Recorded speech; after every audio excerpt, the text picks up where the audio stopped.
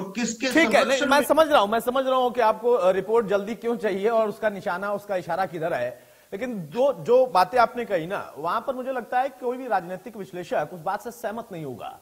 आप मध्य प्रदेश को देखिए, मध्य प्रदेश में शिवराज के बल पर फिर से सरकार बना ली, क्योंकि कुछ दिनों पहले तक वहां रिपोर्ट थी कि हाँ कांग्रेस प्रभावी है, लेकिन उसके बाद भी शिवराज को सीएम नहीं बनाया और शिवराज ने इस पर आपत्ति भी नहीं की।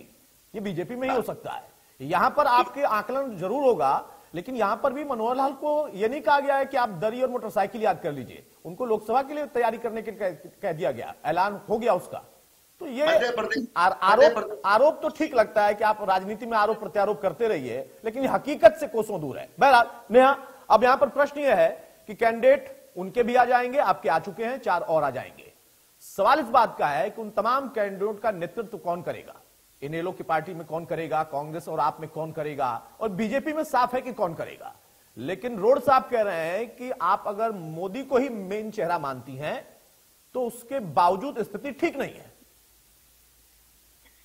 देखिए अतुल जी, सबसे पहले तो मैं छोटा छोटा जवाब दे दूं, क्योंकि बहुत सारी बातें इकट्ठी हो गई हैं तीनों प्रवक्ताओं की तरफ से। मैं यही कहना चाहूंगी कि बंदर क्या जाने अदरक का स्वाद। हमारी भारतीय जनता पार्टी की जो विचारधारा है, संगठन की रीति नीति है, वो बाकी विपक्षी पार्टियां जो एक परिवार के ही कुछ सदस्यों के इर्द गिर्द घूमती हैं, वो ये बात बिल्कुल नहीं समझ पाएंगे कि जिम्मेदारी का वहन करना क्या होता है और जिम्मेदारी परिवर्तन क्या होता है। आज से पहले मनोहर लाल जी मुख्यमंत्री थे। मुख्यमंत्री से पहले वो अन्य दायित्वों पर भी रहे। उन्होंने संगठन के लिए भी काम किया, संगठन मंत्री भी रहे और अन्य दायित्वों पर भी रहे।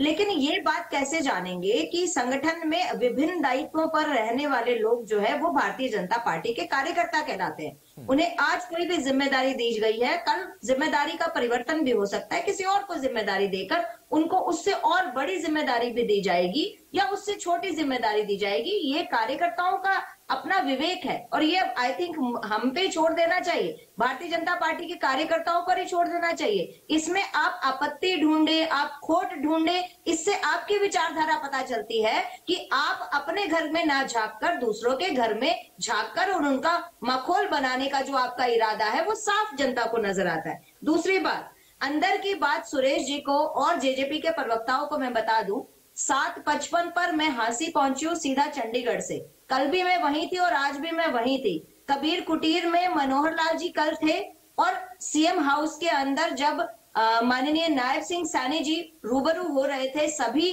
कार्यकर्ताओं से, सभी विधायक वहीं थे। मनोहर लाल जी से भी वो मिले और नायब सिंह सैनी से भी वो मिले। और दूसरी बात, विधानसभा में सभी विधायकगण वहीं उपस्थित थे, आप सबने देखा भी। तो ये जो अंदर की बात सुरेश जी निकाल कर ला रहे थे कि अंदर की बात है, विधायकों ने माननीय मनोहर लाल जी को पूछा नहीं, ऐसा हो गया वैसा हो गया, उस पर अंदर की बात आई थी। शायद विवेक जी उसको सही ढंग से समझ नहीं पाए थे।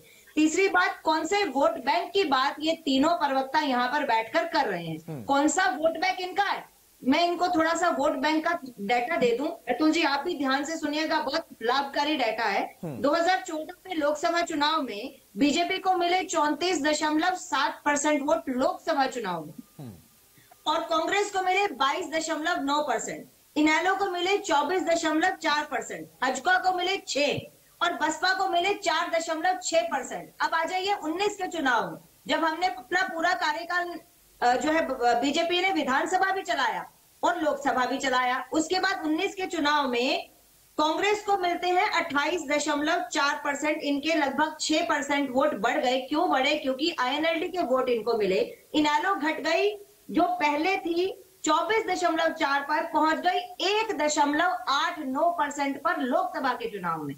2% भी इनेलो वोट नहीं ले पाई लोकसभा के चुनाव में और जेजेपी पहुंच गई 4.9% पर। अगर इनेलो और जेजेपी को जोड़ भी दे तो भी वो 24 तक नहीं पहुंचे, तो इन्होंने अपना जो समर्थन था जनता का वो घटाया और बीजेपी को मिला 2019 में 58.02% वोट, यानी कि लगभग 58% वोट बीजेपी को मिले, नरेंद्र मोदी जी को मिले और प्रदेश की सरकार मनोहर लाल जी के नेतृत्व में जो चल रही थी उसको मिले। बीजेपी संगठन के साथ समर्थन, भारतीय जनता पार्टी के साथ समर्थन, प्रांत के जो वोटर्स हैं उन्होंने 50% से भी ज्यादा दिखाया, 58%। आप कौन से वोट बैंक की बात कर रहे हैं? 4% वोट बैंक, 2% वोट बैंक भी इनेलो को नहीं मिला। इनके भरोसे आप 10 की 10 सीट निकालने वाले हैं क्या? ये कौन से वोट बैंक पर आधारित है और किस वोट बैंक की लोकसभा में बात कर रहे हैं? नरेंद्र मोदी जी की गारंटी 2014 में भी चली, 19 में भी चली और बिल्कुल इस बार भी चलेगी, 2024 में भी चलेगी। और मैं सुरेश जी को एक बात आपका जवाब देना चाहूंगी, अतुल जी, आपका भी प्रश्न था कि माननीय नरेंद्र मोदी जी का चेहरा बिल्कुल हमारे पास है। उनसे सशक्त नेता अगर किसी पार्टी के साथ पास है तो मैं चैलेंज के साथ ये बात कहती हूँ कि वो क्यों नहीं लाते अपना चेहरा सामने, लाए जनता के सामने, एक दृश्य दिखाए जनता के सामने कि इतने विशाल व्यक्तित्व वाला नेता हमारे पास भी है। विजन तो लाए। आपके पास विजन क्या है? भ्रष्टाचारी सब एक हो गए, भ्रष्टाचारी सब एक ही स्टेज पर खड़े होकर आज एक दूसरे का गुणगान गा रहे हैं। ये विजन आपके पास है? विजन है केवल नरेंद्र मोदी को प्रधानमंत्री नहीं बनने देना है, लेकिन नरेंद्र मोदी के पास विजन है कि देश की दबी कुचली जनता के लिए जन कल्याणकारी नीतियां जो पिछले 10 वर्षों से चल रही हैं, उनको हमने आगे विशाल जो है उसकी रफ्तार करके 2047 तक भारत को विकसित देश बनाना है। ये विजन है नरेंद्र मोदी जी का। और उस विजन के साथ पिछली बार 2019 में भी लगभग 58% जनता, 58% से भी ज्यादा, 0.2% ज्यादा, वो जनता देश की जो है हरियाणा प्रांत की केवल नरेंद्र मोदी जी के साथ खड़ी हुई थी। और इस बार देखिएगा ये प्रतिशत बढ़ने वाला है और बाकी जो मैंने प्रतिशत बताया उन सभी पार्टियों का प्रतिशत इस बार इससे भी डाउन जाएगा। ठीक बात है, इसका जवाब ले लेते हैं। रोड साहब, भाई नया ने सिलसिलेवार तरीके से बता दिया और जो बात आप कह रहे थे वो बात उन्होंने अपने तरीके से स्पष्ट कर दी कि चेहरा 14 में भी मोदी थे, 19 में भी मोदी थे और इस बार और मजबूती से मोदी हैं।